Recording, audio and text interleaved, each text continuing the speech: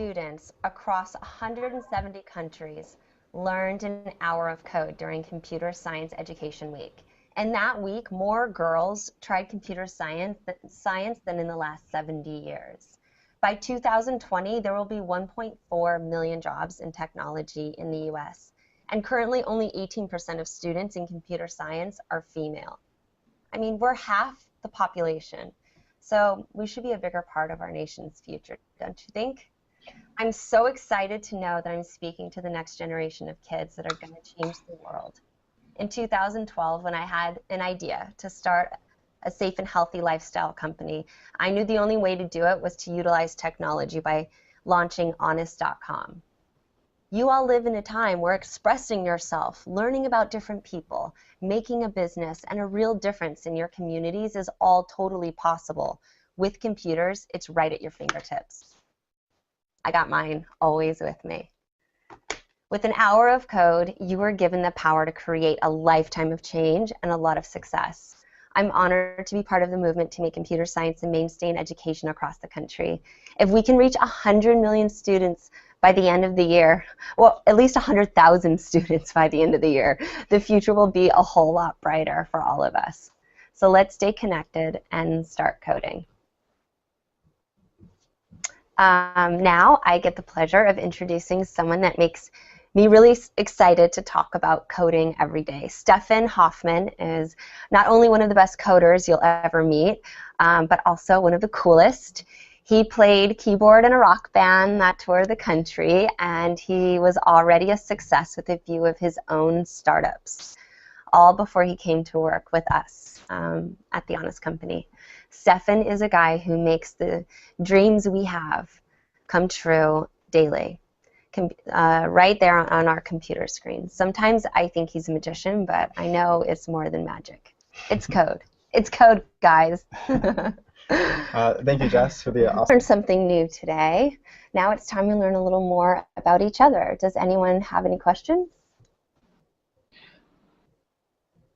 George Washington No, I wasn't intimidated by it. I think my first real exposure, my dad actually was in the military. He was in the Air Force, and he was in the personnel department, and believe it or not, he was the IT guy.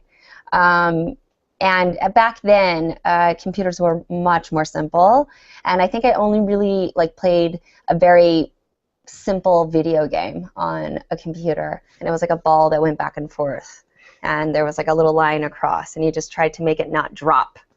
I don't remember what the name of the game was, but I used, you know, as an actress when I was young, I was exposed to it because a lot of visual effects are done in utilizing technology and in computer programs and all of that. So that was kind of my first real big introduction to it.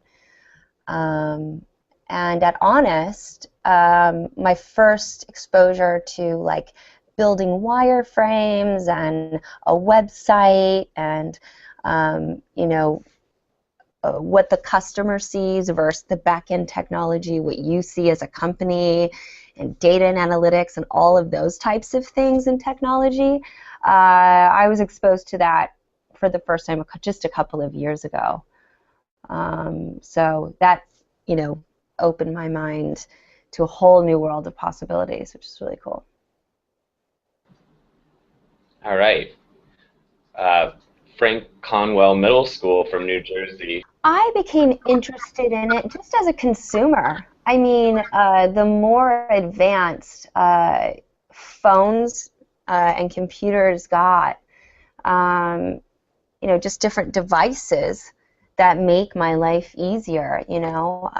If I need a great recipe, if I want to read up on a product and I want to know how it works and the functionality of it, to, you know, really, Encyclopedia Britannica used to be my only source of reference. Now I Google everything. So it really was just purely as someone who uses it for day-to-day problem solving. And then the more I realized the potential, like any of you, if you know how to code, you can create an app. you can create a Facebook, you can create a Snapchat, you can create video games. What is my daughter into? What's that first person? Where you create your own world. My daughter's really into this game. It's really. What video games do you guys like? Before, I used to play like Nintendo, which is Minecraft. That's what it is. Even my 6-year-old is like talking to me about Minecraft. So I don't know. It's not intimidating as much as it just opens people's minds up, and there's so much that is possible with technology, and especially if you can learn how to code and create. Really, you can create anything you want, and you can reach everyone in the world, which I think is really cool as well. You don't have to be born into a certain type of family or circumstance. You don't have to come from a certain neighborhood. You don't have to live in an urban or a different type of area. You really can be anywhere in the world, and everybody can have access to what you create, and I think that's really cool. All right, our next question comes